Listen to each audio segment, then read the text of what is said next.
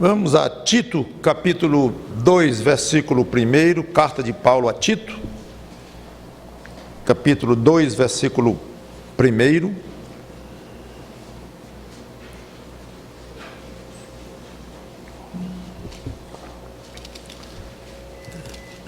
Que diz assim: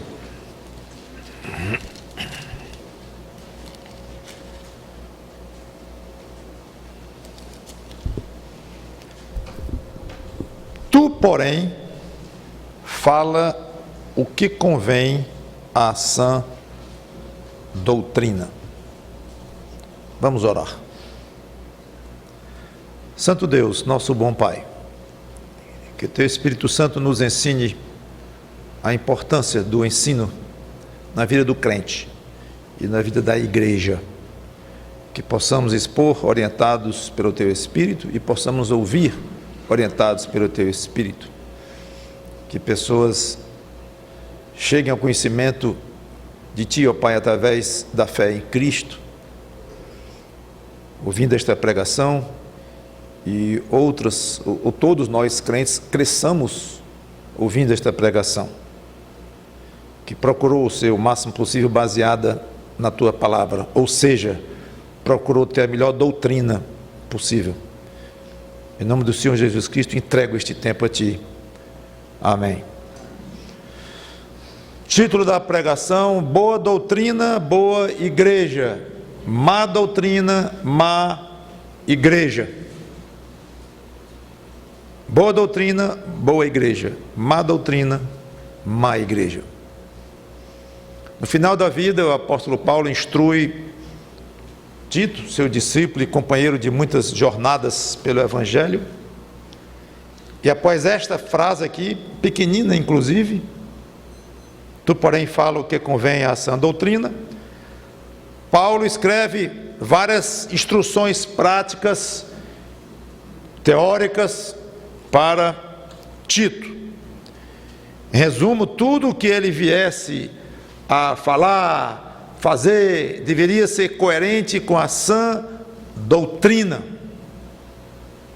Doutrina é o alicerce de qualquer igreja cristã, ou igreja que quer ser fiel a Cristo e que merece o nome de cristã, porque não é só chegar e abrir a igreja e se chamar cristã, mas é ser cristã. Há uma passagem clássica em Atos capítulo 2, versículos 41 e 42, em que temos ali, de uma forma bem resumida, as 4 marcas básicas de uma boa igreja. Atos 2, 41 e 42.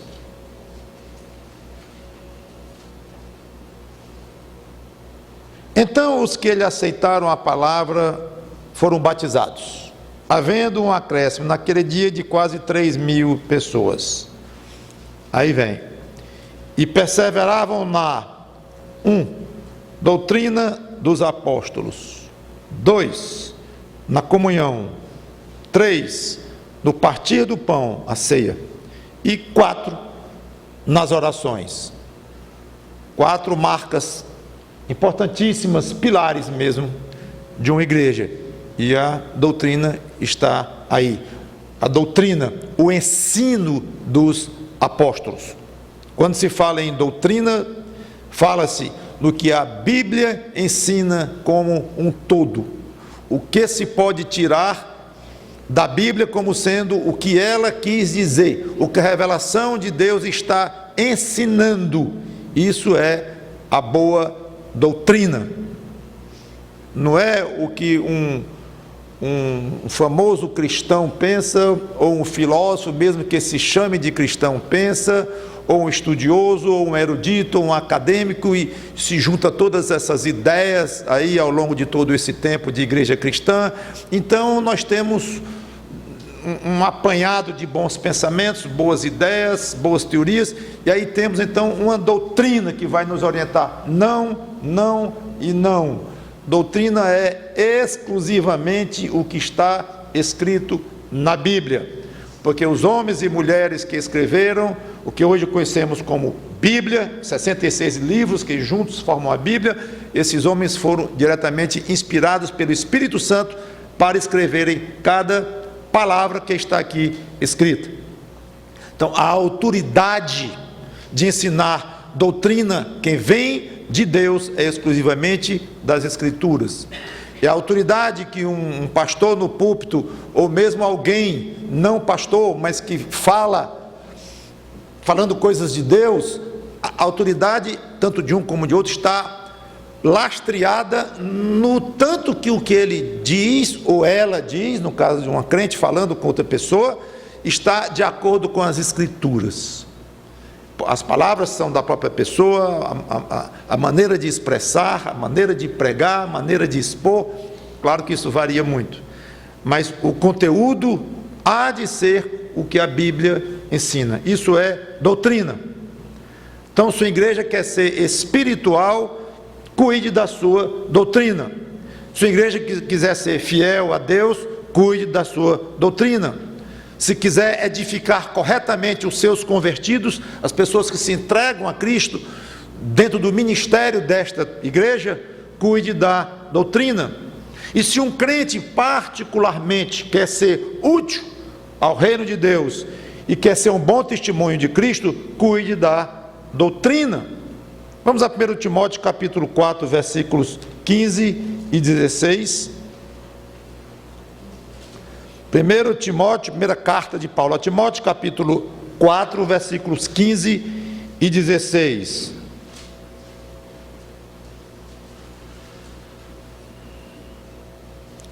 Agora, uma exortação pessoal. Tem cuidado de ti mesmo e da doutrina, do ensino bíblico. Continua nesses deveres, porque fazendo assim salvarás tanto a ti mesmo como aos teus ouvintes. Não é que Paulo achava que Timóteo não era salvo, mas significa continua neste teu caminho de salvação. Há um sentido de que a nossa salvação está incompleta no que falta a glorificação em Cristo. Está completa no sentido de que já fomos feitos filhos de Deus, mas está incompleta ainda na nossa santificação que vamos ter cada dia da nossa vida aqui e finalmente na glorificação que vamos ter com o Senhor Jesus Cristo. Então, nesse sentido, continua nisto, porque você vai crescer no estado de salvo onde você já se encontra, Timóteo. Se agarra à doutrina para a sua própria saúde espiritual e a saúde espiritual dos seus ouvintes. Olha o detalhe aí. A doutrina deve ser tratada com cuidado, como diz aqui, tem cuidado da doutrina, porque ela abrange toda a atividade do crente. Ainda em 1 Timóteo, ainda no capítulo 4, voltando a alguns versículos, nós lemos o 15 e o 16, agora vamos ler o 6. Então, percebemos que no 15 e no 16, Paulo estava repetindo a questão da doutrina, porque ele já havia falado isso para Timóteo no versículo 6. Expondo estas coisas aos irmãos, serás bom ministro de Cristo Jesus, alimentado com as palavras da fé e da boa doutrina que tens seguido. Nós temos aqui 3 características de um bom ministro do Evangelho. E eu diria, e de um crente modelo, que embora um crente modelo não vai ter todas as atribuições, obviamente, e todas as responsabilidades de um pastor, de um ministro, mas é óbvio que ele vai tentar e deve se espelhar no ministro, à medida que esse ministro se espelha em Jesus Cristo, como Paulo disse, sede meus imitadores, como também eu sou de Cristo. Então, vocês que não são ministros, pastores, que é quase todos, não é? Uma igreja grande tem 2, 3 pastores, uma igreja pequena tem um pastor só, a grande minoria é pastor. Seria uma pena se cada crente, por não ser pastor, cada vez que lesse uma passagem dirigida a um ministro do Evangelho, dirigida a um mestre, dirigida a um pastor, pulasse por cima. Não tem nada a ver comigo, que eu não sou pastor, ainda mais sendo uma mulher, porque eu não sou pastora, a minha igreja até proíbe esse negócio de pastora, então eu vou pular por cima, não tem nada a ver com isso. Tem tudo a ver com isso. Claro, primeiro para você poder exigir do seu pastor o que você esperar do seu pastor. e saber o que é que pesa sobre os ombros do seu pastor ou pastores. E segundo, porque obviamente muito do que está ali exortado ao pastor ou pastores pode ser e deve ser aplicado para o crente, mesmo que não tenha esta responsabilidade de pastor ou mestre.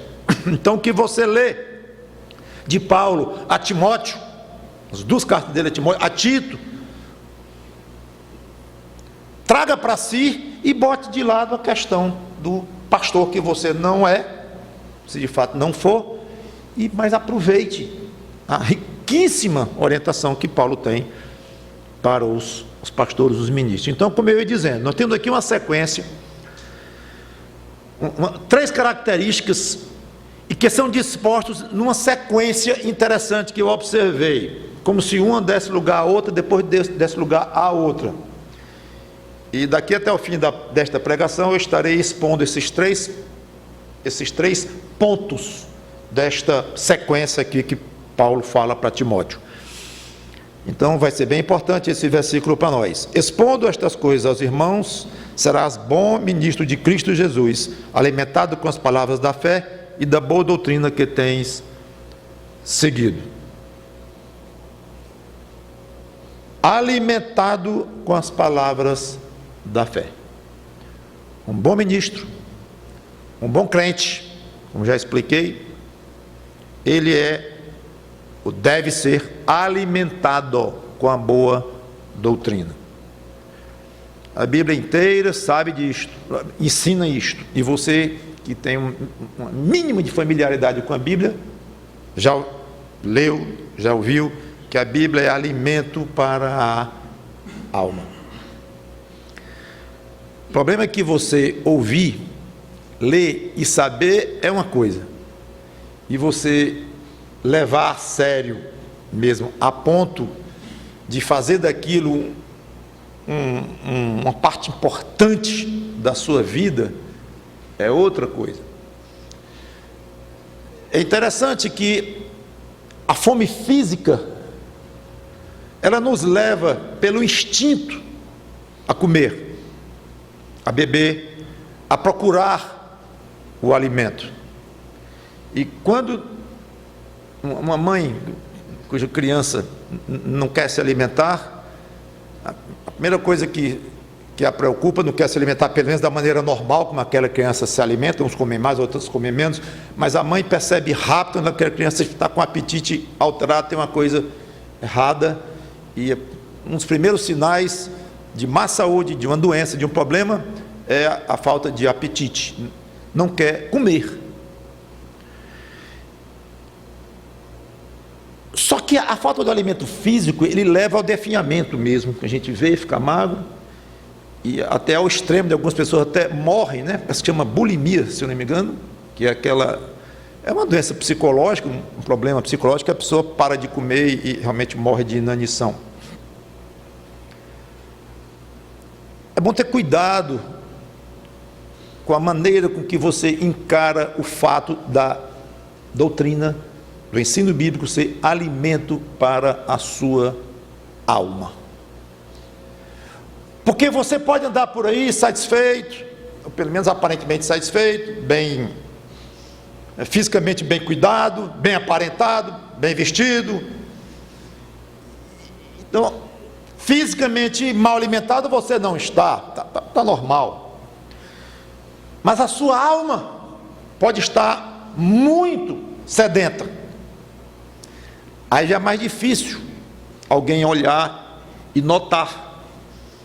E isso nós somos mestres em disfarçar, muitas vezes, por discrição, ou por orgulho, ou por medo, timidez, sei lá, por vários motivos, porque não quer mesmo, disfarça aquilo e vai entrando num período da vida, e esse período vai se alongando, em que a sua alma está mal nutrida, está faminta do jeito que o organismo físico pede o alimento.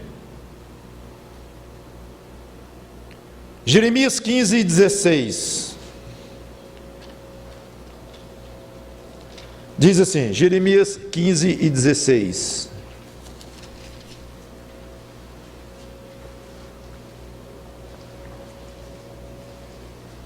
O profeta diz: achadas as tuas palavras, logo as comi.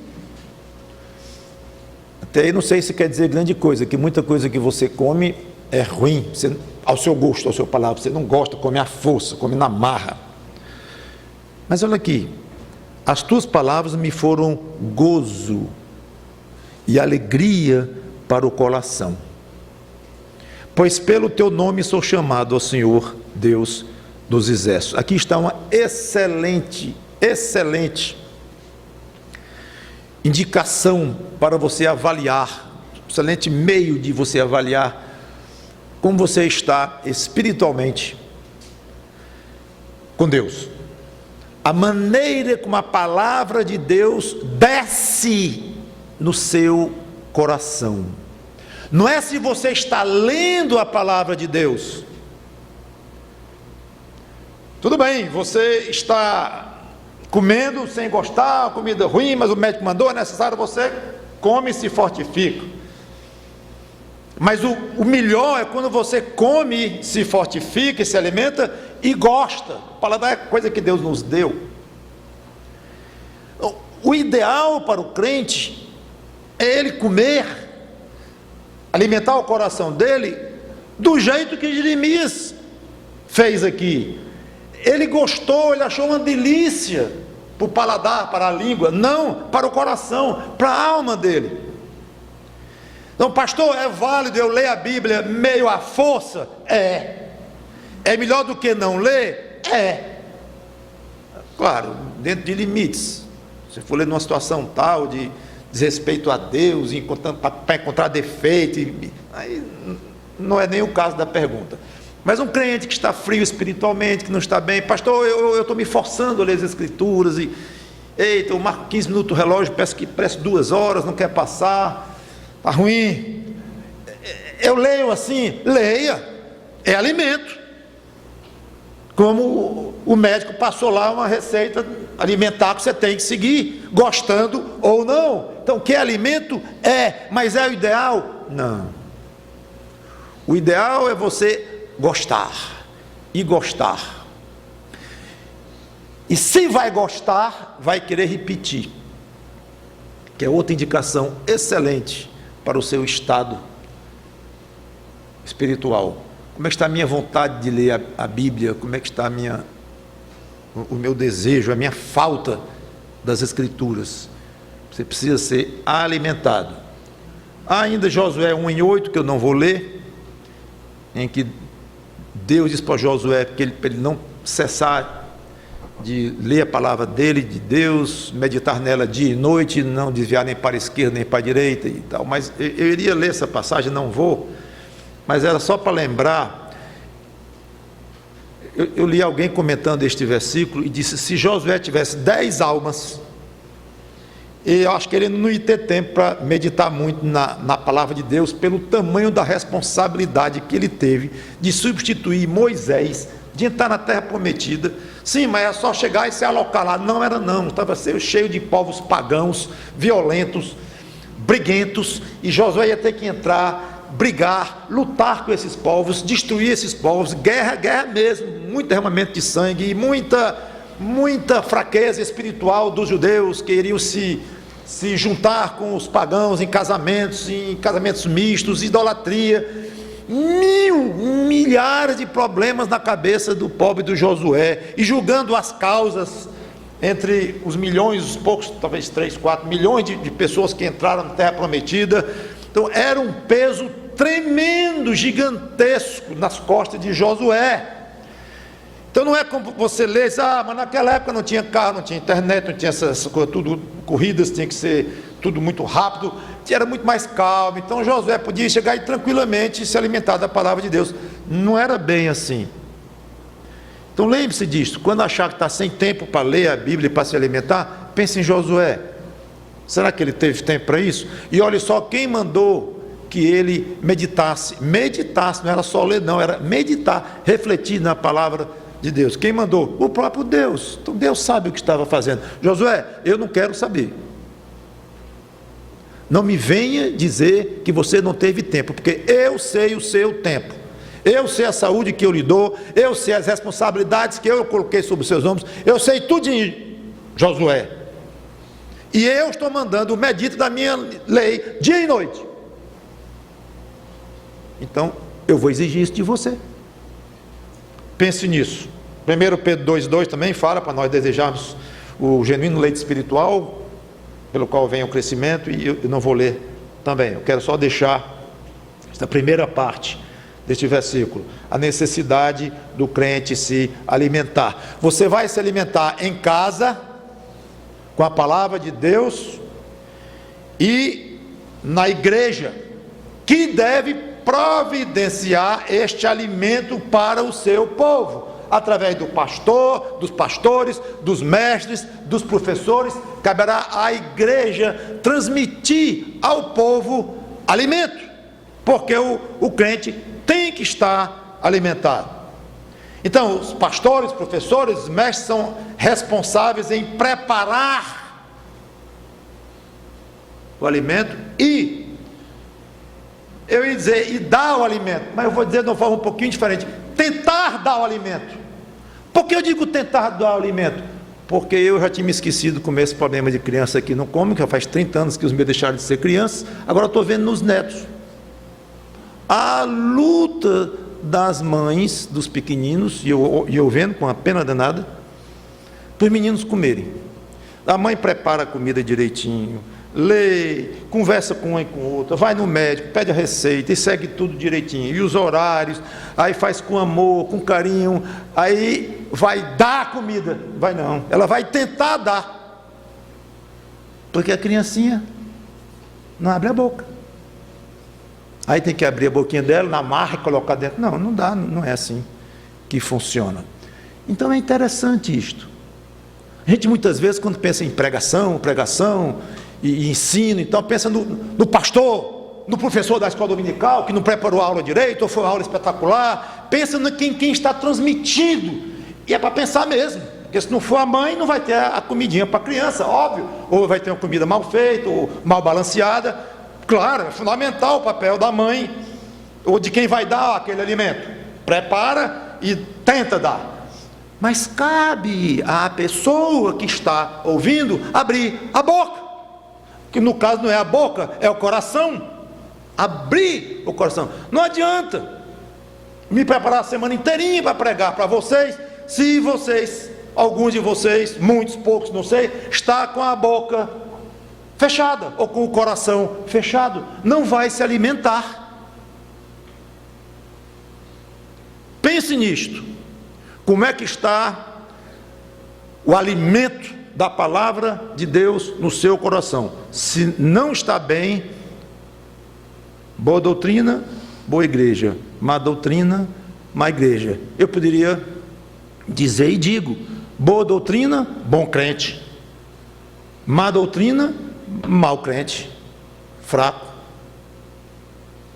Segundo ponto, voltando a 1 Timóteo capítulo 4, versículo 6, como eu disse que eu via uma sequência. O segundo ponto, mas vamos lá, eu quero ler para vocês, é até bom que treinam um pouco a perceber uma sequência nas escrituras e parar em cada ponto e tentar aprender dessa sequência. Expondo estas coisas aos irmãos, serás bom ministro de Jesus Cristo, alimentado com as boas palavras da fé e da boa doutrina que tens seguido. Doutrina que tens seguido. Então não é só se alimentar da boa doutrina, abrir o coração em casa, na igreja, onde for, para se alimentar da palavra de Deus, mas precisa obedecer, seguir a boa doutrina. Sem uma coisa não adianta. Vamos a Tito de novo, capítulo 1, versículo 9, falando agora para o pastor. Tito 1, 2 e 9, aliás, Tito 1 e 9, diz, como uma característica dos pastores, apegado à palavra fiel. Que palavra fiel, Paulo? Não é óbvio que a palavra fiel é a Bíblia e tal. Ele não achou óbvio não, porque ele explicou, que é segundo a doutrina, o ensino,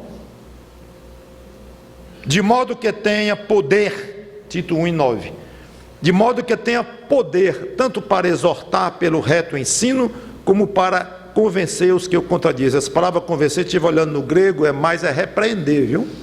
Chamar a atenção, pedir contas. Esse convencer aqui não está muito bem traduzido, não. Então, através da doutrina, o pastor adquire poder para duas coisas: exortar pelo reto ensino. Ele exorta, ele desafia, ele lança para os seus ouvintes os caminhos que eles devem seguir, ele indica, ele mostra, e faz isso com o poder que ele mesmo adquire por estudar a Bíblia. Não, o poder que o Espírito Santo transmite através dele. O poder é de Deus, mas além de exortar pelo reto ensino, ele pode repreender, pedir a conta, para que dê conta alguém que esteja contradizendo o ensino. Aí vem a autoridade de um pastor que está bem lastreado na palavra de Deus. Então, importantíssimo um pastor que obedeça à doutrina.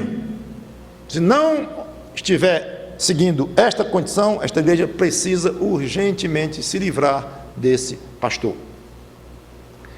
E a própria igreja como um todo também deve obedecer à doutrina. Romanos 6, 17 a 19.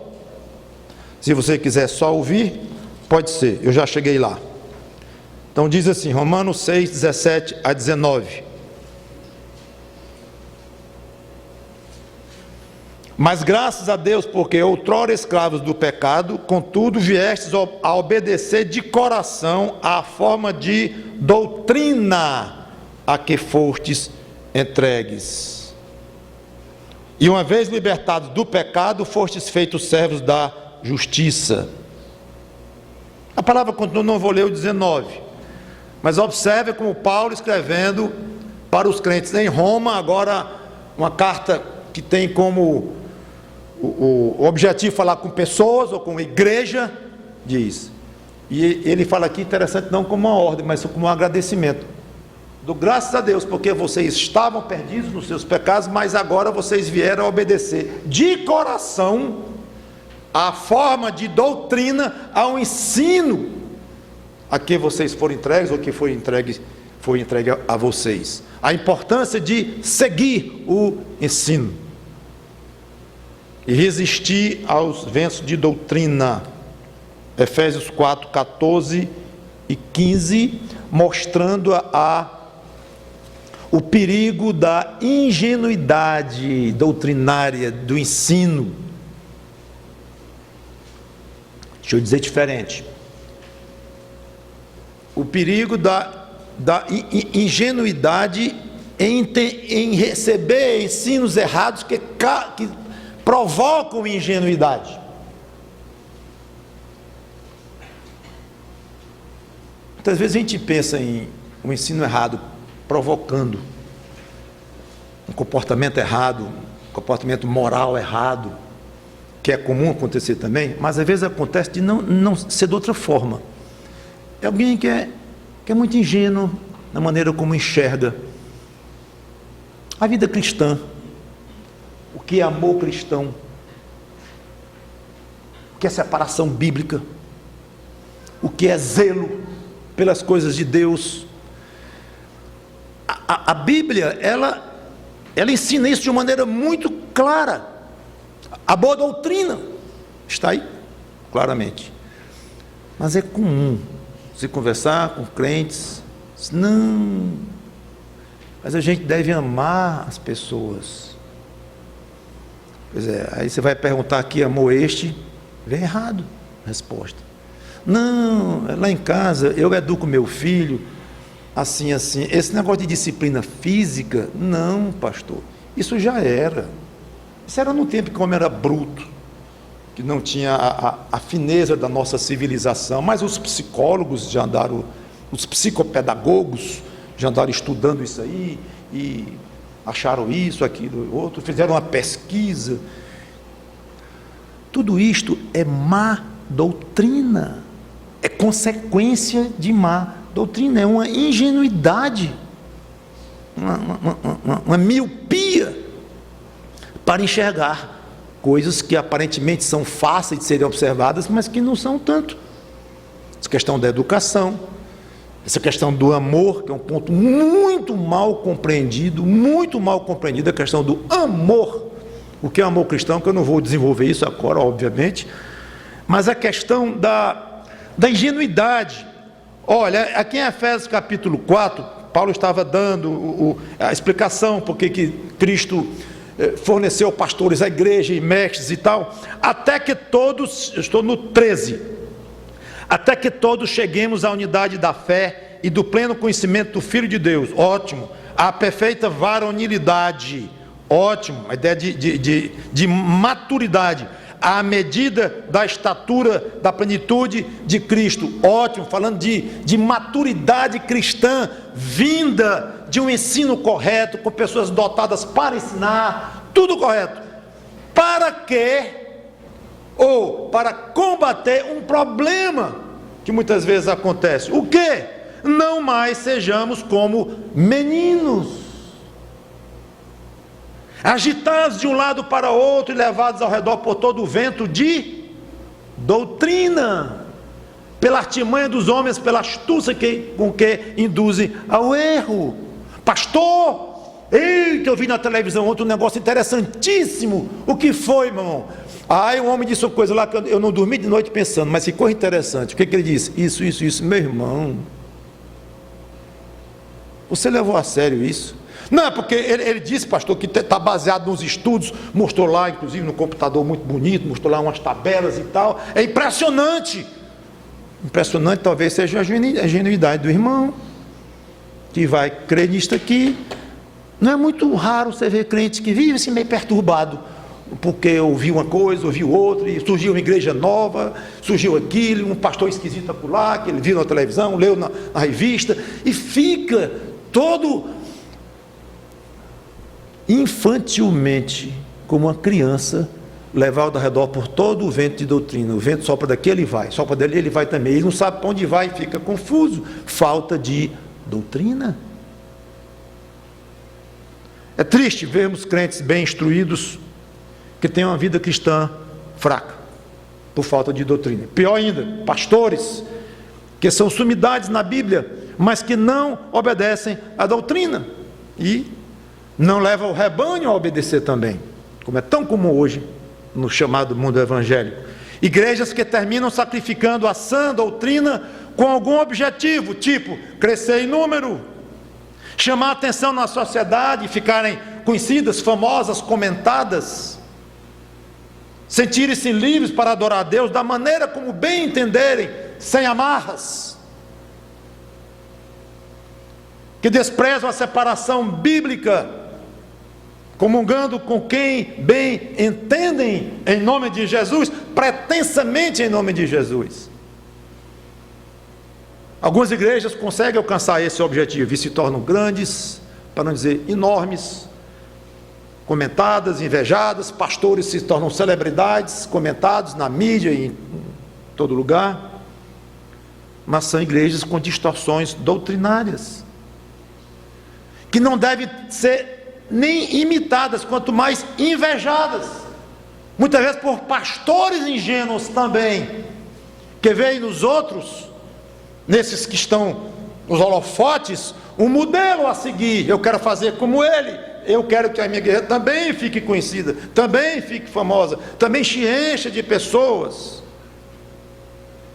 Tudo isto tem na raiz má doutrina, ou pouca alimentação. A Bíblia é muito dura com quem desobedece à doutrina. Essas passagens eu quero ler. Romanos capítulo 16, versículo 17. Romanos 16 e 17, que diz: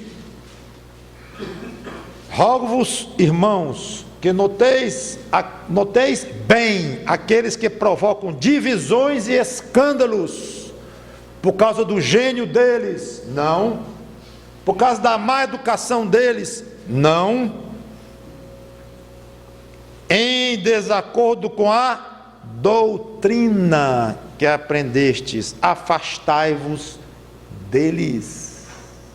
Está escrito. Doutrina da separação, hein? Eu não vou entrar em detalhes. Então não é questão do gênio da pessoa, da personalidade. Não, mas é porque ele quer dizer isso, ele falou assim, mas ele quer dizer assim. Não, mas ele vem de uma boa escola. Não, mas, meu amigo, a doutrina dele está em acordo com o que a Bíblia ensina?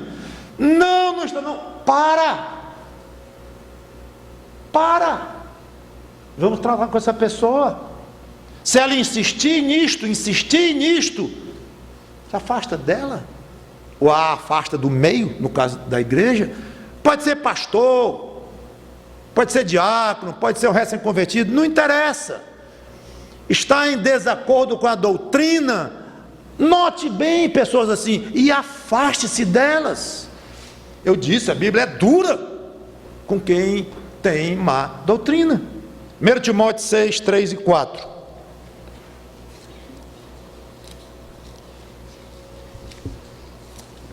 Diz assim, 1 Timóteo 6, 3 e 4. Se alguém ensina outra doutrina e não concorda com as sãs palavras do nosso Senhor Jesus Cristo e com o ensino segundo a piedade, é enfatuado, inchado, orgulhosão, nada entende, mas tem mania por questões e contendas de palavras, de que nascem invejas, provocação, difamações, suspeitas malignas, altercações, por homens cuja mente é pervertida. A passagem continua, mas só mostrando o peso que as Escrituras dão para essa questão de doutrina errada. Pastores responsáveis não vão cair na armadilha de se mirarem em igrejas assim. Crentes maduros não vão cair na armadilha de se mirarem em crentes assim, ingênuos, que não estão muito preocupados com a questão da doutrina. Eu já vi pessoas dizer, eu digo, mas irmão ou irmã, você está perdendo tempo vendo na televisão essa pessoa, o tempo que você está gastando com isso, mas ele fala tão bem. Então pegue aí um DVD dos grandes discursos da humanidade e tal, e vá ouvir discursos. Tudo bem que você gosta de discurso, da arte da pregação, de entregar uma bela mensagem política, sei lá de que for. Vá curtir a arte da oratória, mas, por favor, você vai expor o seu coração para veneno? Você vai comer uma comida estragada? Não, pastor, mas só está estragado aqui é o filé, mas o arroz, a farofa, o feijão estão perfeitos. Agora o filé está com um cheirinho, mas você misturou um pouco. Corte essa comida, não vá brincar com fogo. Não, mas ele diz coisas bonitas. Além de pregar bonito, ele diz coisas bonitas. Certo. Os filósofos disseram coisas bonitas. Políticos dizem coisas bonitas. Ditadores dizem coisas bonitas.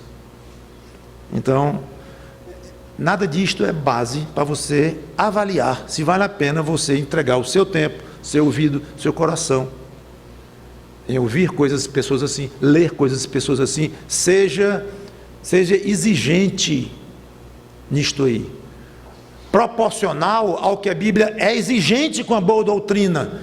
É como se você dissesse, não, por nada nesse mundo eu queria ser portador de má doutrina, ou eu queria alimentar o meu coração com ensino ruim. Por nada, é horrível, a Bíblia adverte tanto. Então tenha muito cuidado. Falta um terceiro elemento na nossa sequência de 3 pontos de 1 Timóteo 4 e 6, que era se alimentar na doutrina. O primeiro, seguir ou obedecer a doutrina, o segundo. Terceiro,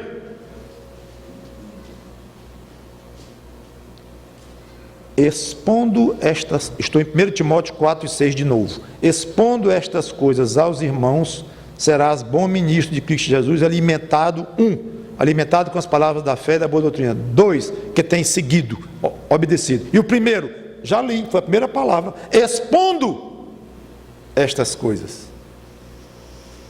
Se alimenta, obedece pessoalmente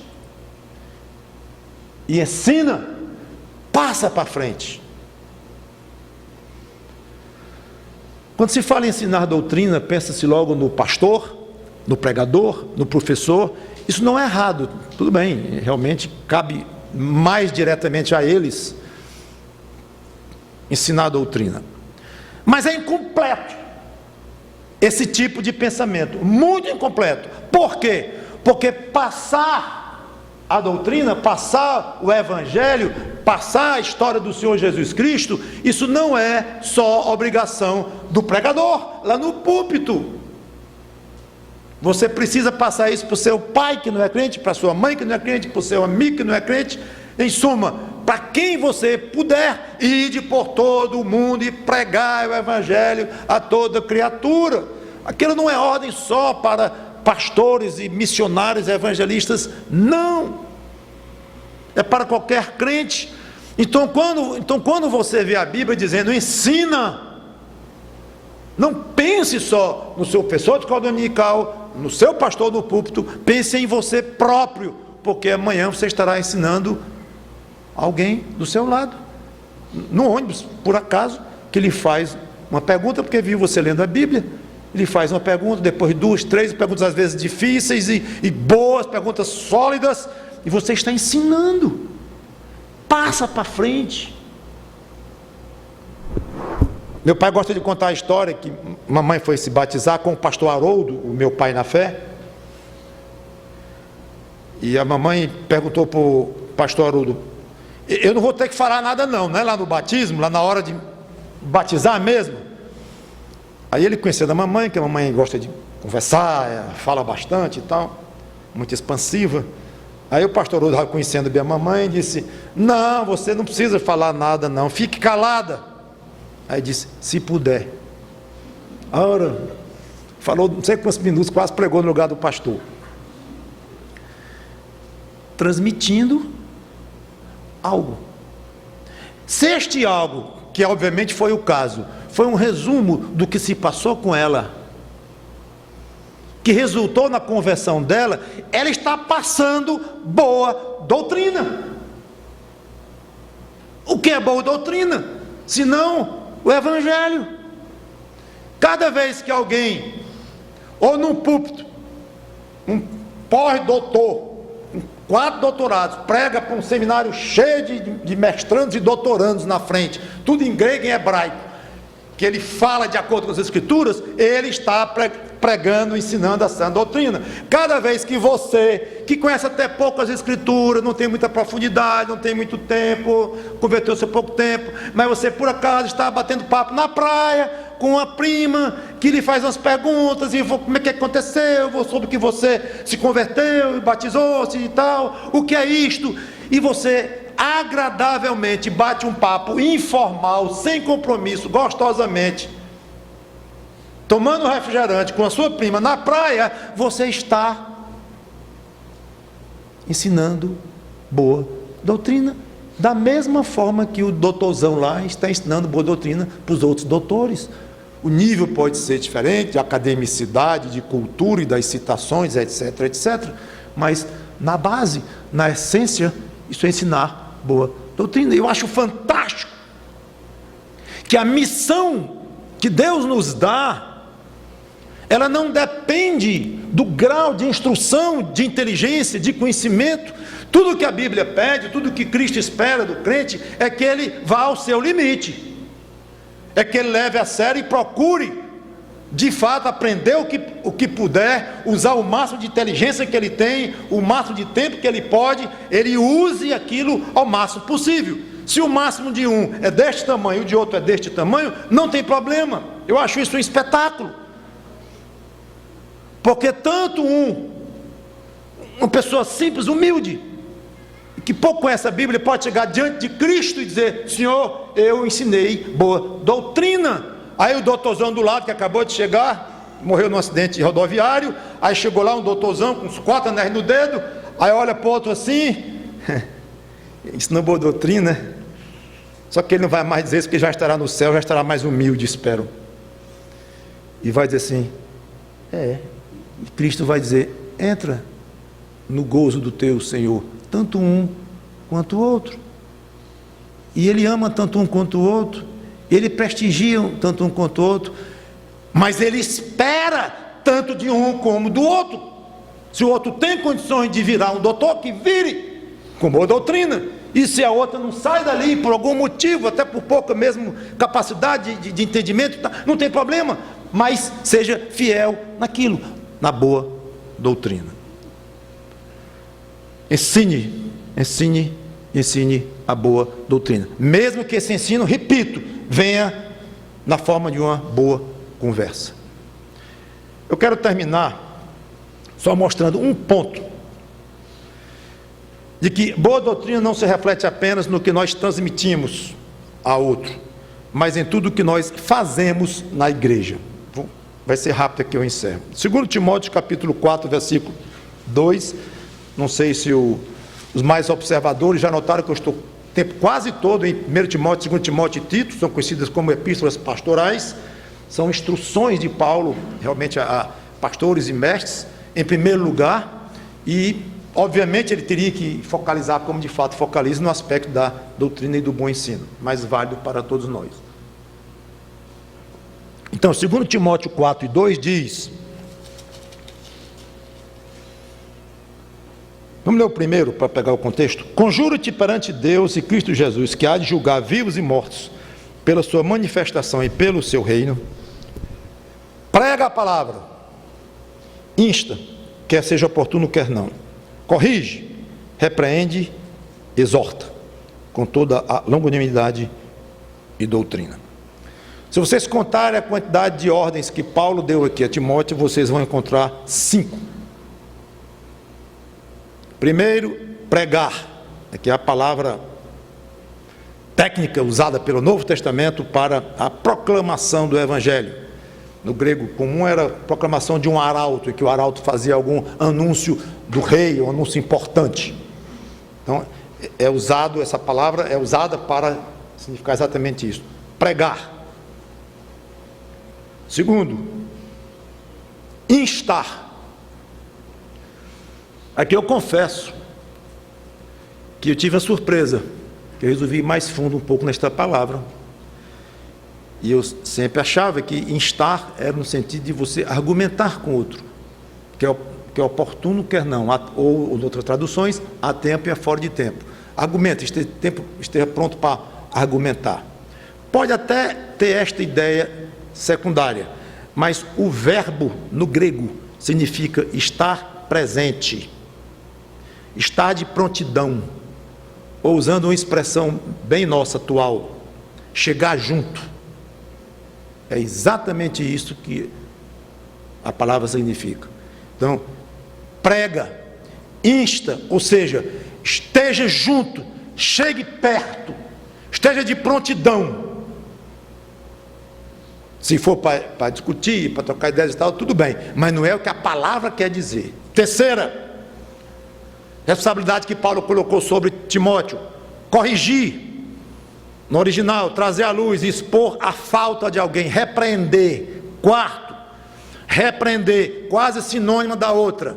Então a terceira e a quarta ordem aqui de Paulo são muito parecidas, que significa acusar, admoestar, censurar, mas é quase sinônimo. E a quinta, exortar, de onde vem, que o verbo é parakaleo, de onde vem a famosa palavra paráclito, em que alguns descrevem o Espírito Santo assim. Por quê? Porque ele é o novo Consolador. Então é uma palavra que significa estar, chamado para estar ao lado. Kaleo é chamar, e para é ao lado de.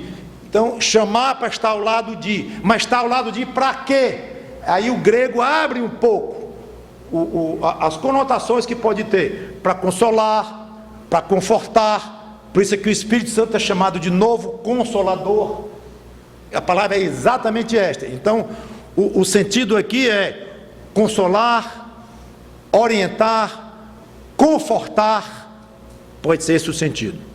Só que, em vez de mergulhar em cada um desses verbos, que não é o meu objetivo, o que eu quero mesmo é observar o seguinte: todas essas atividades, cada uma delas daria para falar um bocado, mas observe o conjunto delas, aponta para algo interessante. Elas devem ser feitas com duas condições: exortar, repreender, pregar, estar ao lado, confortar e tal.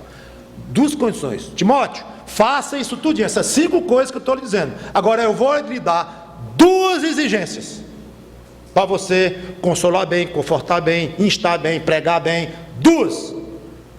Primeiro, quando ele diz com toda longanimidade e doutrina. Prega a palavra, insta, quer ser oportuno, quer não, corrige, repreende, exorta, tá, com toda a longanimidade e doutrina. É curioso esses termos estarem juntos. Por que é curioso? Eu observei isto. Longanimidade é algo ligado com comportamento. Então ele é um termo comportamental. Claro, é você ter paciência. A palavra no original significa, é a junção de 2 palavras. Um significa longo, a outra é se inflamar ou ter alguma paixão muito forte. Esse longo tem o sentido de ou fisicamente, em comprimento, ou de tempo. Então o que é esta palavra? Significa exatamente alguém que é longo, ele é lento em se inflamar. É isso que significa a palavra no grego, traduzida por longanimidade. Então, você exorta, ensina, repreende, tudo isso aí, Timóteo. Primeiro, seja paciente com a pessoa. Não se apresse a perder a calma, a não querer mais. Seja longânimo, seja longo e suporte as dificuldades inerentes a esta responsabilidade quíntupla de repreender e tal, e tal, e tal. Longanimidade é uma questão de comportamento. Segundo, doutrina. Eu pensei, mas o que doutrina tem a ver com comportamento? Nada, zero. Porque doutrina é conteúdo que se diz. Então ele fala nas 2 condições que Paulo impõe a Timóteo. Ele fala de um aspecto comportamental, seja paciente com as pessoas que você está exortando e tal. Mas ao ser paciente, o conteúdo do que você vai dizer deve ser perfeito, conforme a boa doutrina.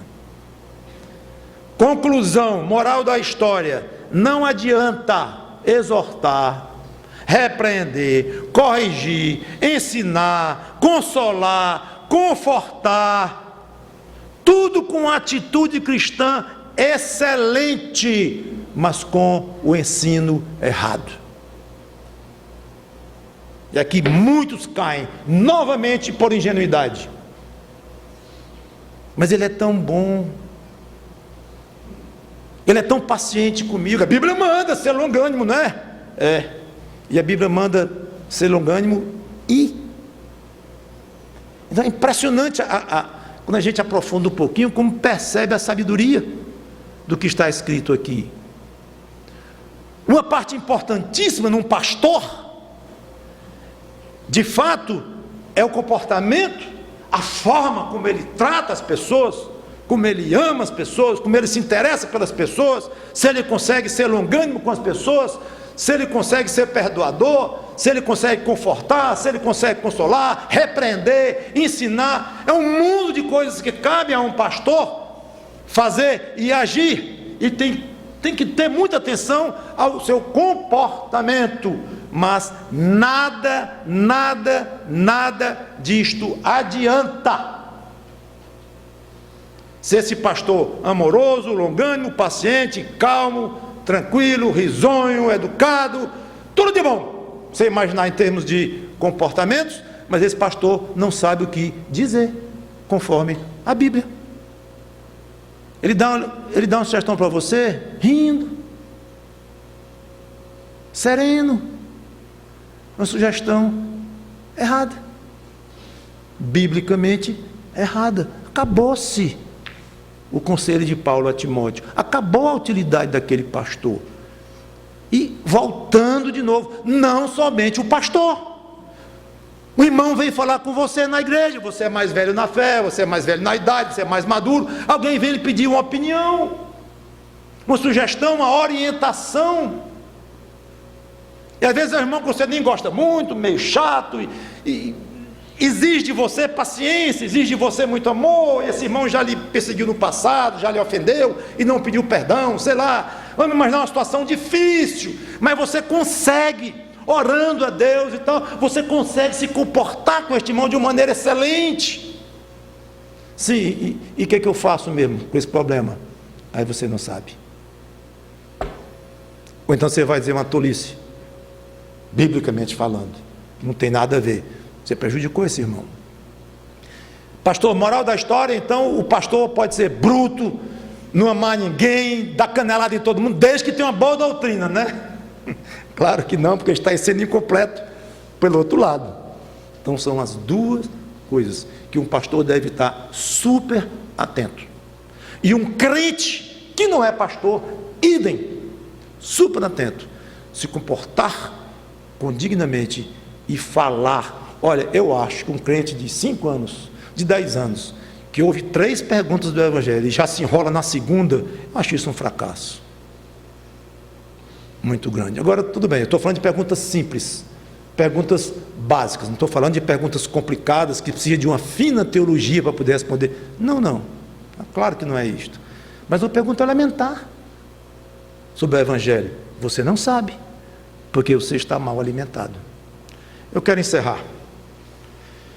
Todo dia, meu irmão e minha irmã, peça a Cristo, todo dia: Senhor, não deixe eu me afastar da tua doutrina, do ensino bíblico, me ajuda a ter mais apetite para ler as Escrituras, para ouvir pregações, para conversar coisas espirituais, me estimular mais a minha alma, o meu coração, me coloca bem saudável, para que eu me alimente como uma criança que gosta de comer, gordinha, saudável, que a gente vê que ela está bem alimentada. Eu quero ser um crente assim, bem, visivelmente saudável, não para a minha glória, mas para a tua glória.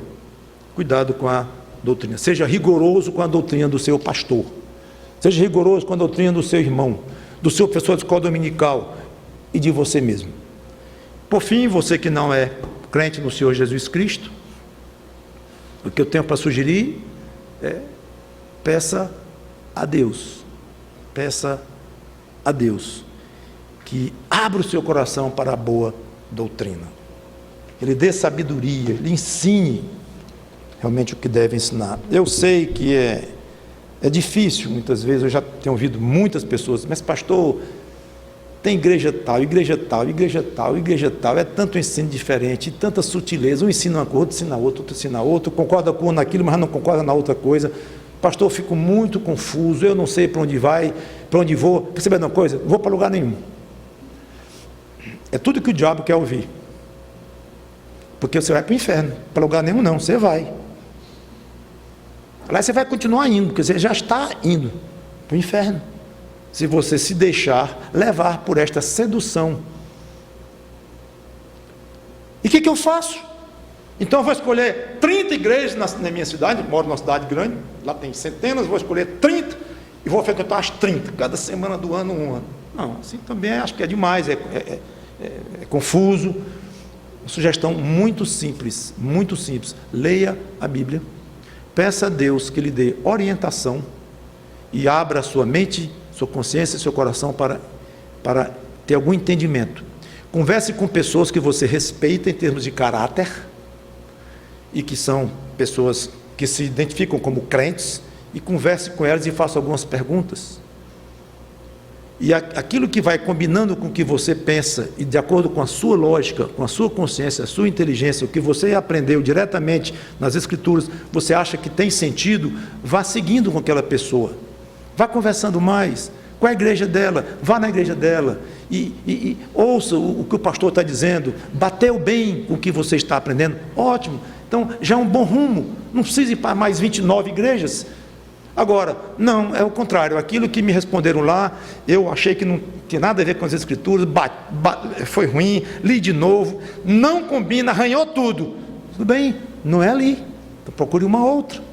Mas quando encontrar alguma em que cai bem na sua alma aquilo que estão ensinando lá, fique lá, até o momento, se ocorrer do contrário, ou se não, lá você fica assistindo, fica ouvindo, e vai então abrindo mais e mais o coração até o Espírito Santo lhe dar a graça da salvação, se ele assim quiser. Vamos orar. Obrigado, Senhor Deus, pela tua palavra, e que eu tenha conseguido aqui sacudir os irmãos, no sentido de estimulá-los fortemente para crescerem na tua palavra, entenderem mais da tua Bíblia, da tua revelação. Eu próprio, todos nós, nunca devemos nos dar por satisfeitos. Já cheguei num ponto em que não aprendo mais nada. Esse aprendeu muito pouco. Então nos dá esta sede, Senhor Deus, essa disposição, dá-nos isto. E pelo menos que os crentes façam essa oração a Ti com sinceridade mesmo, porque assim, pela Tua graça, não tenho dúvida que Tu irás atender, porque é algo agradável ao Teu coração ver um crente, um filho na fé, crescendo em Cristo. É em nome dele que eu te peço e te agradeço. Amém.